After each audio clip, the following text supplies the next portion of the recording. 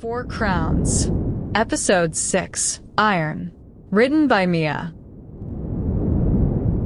The noon convening was held in the Accord Hall under all four colors of light, with the whole of Veymoor packed into the galleries above to watch a city decide whether to start killing itself, and I walked in with a paring knife in my boot, and a plan held together with spit and stubbornness, and the dangerous new certainty that I was not what anyone had told me I was.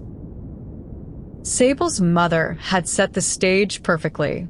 The forged evidence was already laid out, the maker's ledger, the made-things tied-stamped corpse, and now, the masterstroke, a second discovery I hadn't known she'd planted. Testimony that the made-things' true commissioning mark belonged to House Shadow's own champion, Sable. She'd let her son be implicated. She'd done it herself. Because she was about to stand up in front of four houses and grieve, publicly, beautifully, that her own beloved boy had been corrupted by the Keystone's bond into trying to break the accord, and demand, with a mother's broken heart, that the rite be dissolved and the corrupting Keystone removed before she destroyed them all. I sat in the Keystone's place and watched her work the hall and knew I was watching a master. She didn't argue. She grieved, and grief is unanswerable. Grief makes a counter-argument look like cruelty. The galleries were already softening toward her, already turning to look at me, the common foster girl, the Keystone who'd bewitched four champions, the corruption at the heart of the bond. I felt the city's mood tilt the way a crowd tilts, all at once, toward the story that's easiest to swallow. Beside me, Sable had gone very still because he could see it too, the trap closing, and he could see the one move I had and what it would cost. Don't, his thread said, the wall thinning just for me. They'll know what you are. You can't take it back. Let them condemn me. I'm already the villain in her story. Let me be it, stay hidden, and live to fight her another way. And I sent back down the bond the only thing I had, which wasn't a strategy, because I'm not a strategist, I'm a foster kid who's been thrown away by experts. No. I'm done watching people I keep get fed to the arithmetic. Trust me. It was perfect. Clear rune, and I confirmed Tide's innocence by condemning Sable. Defend Sable, and I looked like the Keystone protecting the champion she'd obviously chosen, breaking the no-choosing law in front of everyone, exactly the corruption she'd accused me of. 2 doors, both graves. And the cold woman of House Shadow rose in the four-colored light, pressed a hand to her heart, and opened her mouth to grieve her son into a weapon. Before you cry, I said, standing up, you should know I'm not going to choose. The hall went silent. I felt all four threads pull taut behind me, for champions braced, not knowing what I was about to do, trusting me anyway, which was its own kind of terrifying.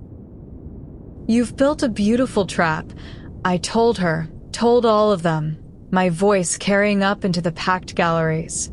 Make the Keystone choose one champion to save and one to condemn. Break the no-choosing law, break the bond, prove the Keystone's a danger, start your war with clean hands. It's elegant. I've been admired by experts, and you're the best I've met. I came down into the center of the hall, into the place where the four lights met, where I'd been bound. But you made one mistake. You assumed the Keystone is an anchor, a passive thing, a lock you chain to 4 doors so none of them can open. I looked up at her. I've spent 3 days finding out that's not what I am. So let me show the whole city what a Keystone actually is, and then let's all decide together in the light whose hands are really dirty. And I reached for all 4 threads at once. I won't pretend I knew exactly what would happen. I'd poured into Cass's fire on instinct. This was instinct too, just louder. I reached down all 4 bonds, shadow, flame, tide, iron, and instead of drawing power up, The way they'd all assumed a keystone never could, I opened, and I let the 4 houses' champions feel, through me, each other. Sable felt Rune's framed grief. Rune felt Bram's ferocity. Cass felt Sable's cold terror of his own mother.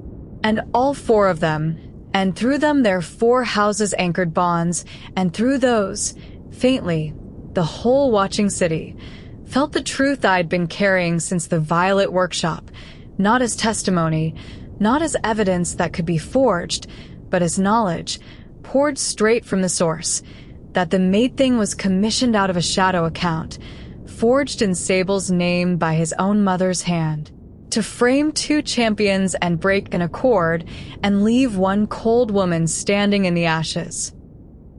You cannot forge a feeling shared down a god's own bond. The whole hall felt at land, and 4 colors of light, for one blazing moment, poured through me and back out into all 4 houses at once, and Veymoor understood, in its collective bones, exactly who had done this. It nearly killed me. I want that on the record because of how it looked from the galleries, like power, like triumph, the keystone blazing in the center of the hall. From the inside, it was like being a doorway in a storm. 4 houses worth of feeling tore through me at once, and the cellar door in me that I'd cracked open for Cass's fire was flung wide now, and I felt the bottom of myself, and there wasn't one, just down and down. A well of the stuff the old keystones had been hidden and hunted and exiled to keep out of the world.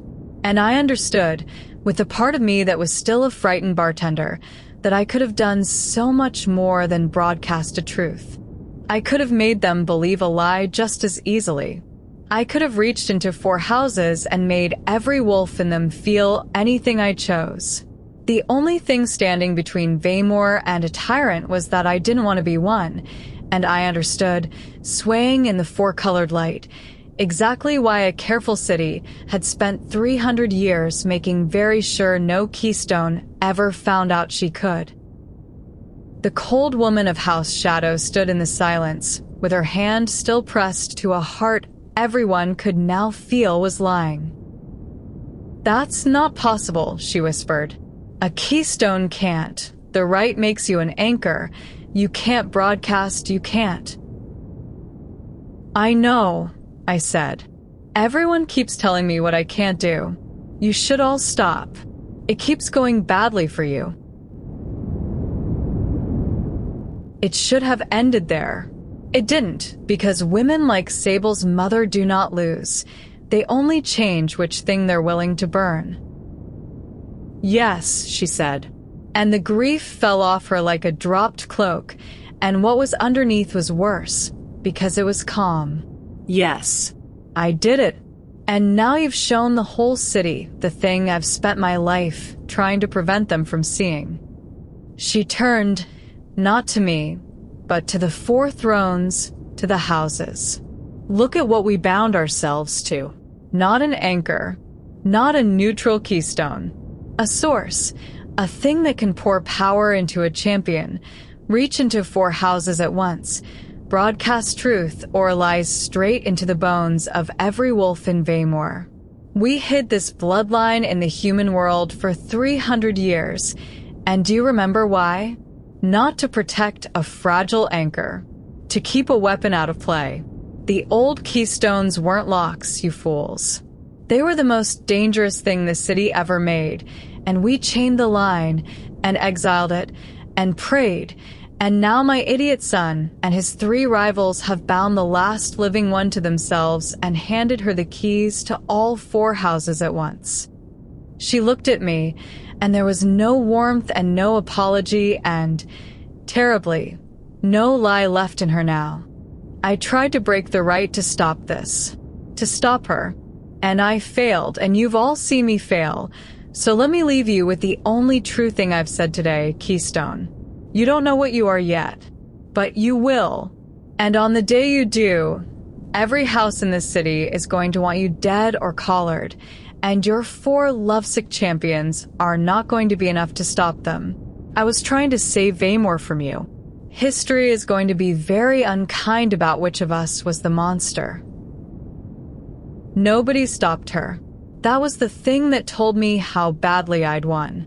She had stood in front of 4 houses and confessed to forging an assassin and framing 2 champions and trying to break the accord, and not one throne moved to take her, because every throne had just felt, in its own bones, the size of the thing I'd done, and beside that the cold woman of House Shadow had stopped looking like a traitor and started looking like a prophet.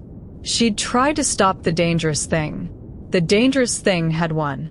And a city watching its own destruction walk free will always be more afraid of the new power than the old plotter, because the plotter they understand and the power they don't, and fear flows downhill to the thing it can't name. I declara druna. I deshavashapla. And I'd done it by becoming, in front of everyone, the exact monster she needed me to be to justify everything that came next. And she walked out of the Accord Hall, uncondemned, because she'd told the truth at the end, and the truth had frightened the 4 houses more than her plot had, and left me standing in the 4-colored light, having won the battle and lost something much larger. My anonymity. Veymoor now knew the keystone was a weapon, and a city 2 weeks from war had just been handed a new and far more interesting question than which house rules. Who holds the source? Bram found me after, when the hall had emptied and I was sitting alone in the center of the 4 lights with my hands shaking from whatever I'd just done, and he didn't say anything clever, because Bram never did, and that was restful. He just sat down next to me, close, his shoulder against mine, a wall of warmth, and after a while he said, "You're scared." Not a question. He could feel it. His thread ran straight into mine with no locks on either end. Of what you are. I felt it the whole time you were doing the thing. You did it anyway. You stood up in front of a city that's about to want you dead, and you showed them the scariest thing about yourself on purpose, to save Rune and Sable. His amber eyes were steady on me. You know what House Iron does with someone like you? Someone who runs toward the dangerous thing to protect the people behind them. A pause. We marry them. Quietly. For life. We don't have a word for it that isn't embarrassing. Bram. I'm not asking. I can't ask. The rite, the city, all of it. I know. He looked at his own scarred hands. I just wanted you to know that I see it. What you are. Not the weapon, she's wrong. That's not the scary part. The scary part is you'll spend yourself to the last drop for people who barely know you, because nobody ever spent anything on you, and you decided the answer to that was to become the person who does the spending. I know because that's me. House Iron's loyal dog. Sent in first, sent in worst, loved for my teeth, and never once for... He stopped. They cried when I was bound to you, my house. With relief. Because now the keystone keeps me near her and I'm her problem to spend instead of theirs. And they don't have to feel bad about throwing me at the dangerous things anymore. That's what I am, Ava. The one you send first. I made my peace with it a long time before I met you. And I understood why the universe had bound these particular 4 men to this particular foster kid, because every single one of them was a different translation of the same sentence, and I had spent my whole life learning to read it. Bram. I took his scarred hand, and I held it against my own chest, over the 4 threads, over the places ran into. Feel that. That's you and me, right now. You're not the one I send first. You're one of the 4 I'd burn the city down before I let anyone spend. I don't have a word for it that isn't embarrassing either. But I'm keeping you. All 4 of you. And the next person who calls you a dog gets to find out exactly how much of a weapon the keystone really is. He didn't believe me. Not all the way. You don't undo a lifetime of being the disposable one with a single sentence in an empty hall. But I felt the thread between us do the thing I was learning to recognize. The thing that had happened with Sable on the terrace and Cass on the scorched roof and Rune on the bridge. A flinch, a wound being touched, and then, underneath it, a tiny, dangerous unclenching. The sound of a door that's been bolted so long it's forgotten it has hinges. You hold a city together by refusing to choose, Bram said low, almost to himself, working it out. And you hold us together the same way, not by loving one of us, by refusing to throw any of us away. His amber eyes came up to mine, and there was something in them I hadn't earned and didn't deserve and wanted with my whole starved heart anyway. Nobody's ever refused to throw me away before. I don't. Ava, I don't know what to do with it. Nothing, I said. You don't do anything with it. That's the whole point. It isn't a thing you earn by being useful. It's just yours now. Forever. Get used to it. The feral one, sent in first, loved for his teeth, put his forehead against our joined hands, the same as the others, the same as they all did, and I held a fourth broken man in the empty Accord hall, and understood I'd just completed something, some circuit, for men and 4 wounds and 1 woman who refused to choose between them.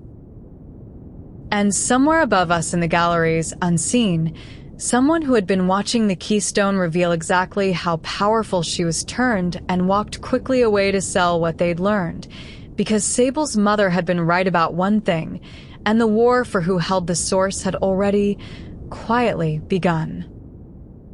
To be continued.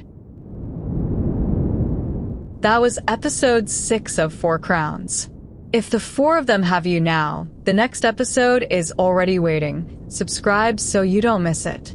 The complete book is on Amazon, and early episodes plus bonus scenes are on my Patreon. Links are in the description. I've Mia. Thank you for listening.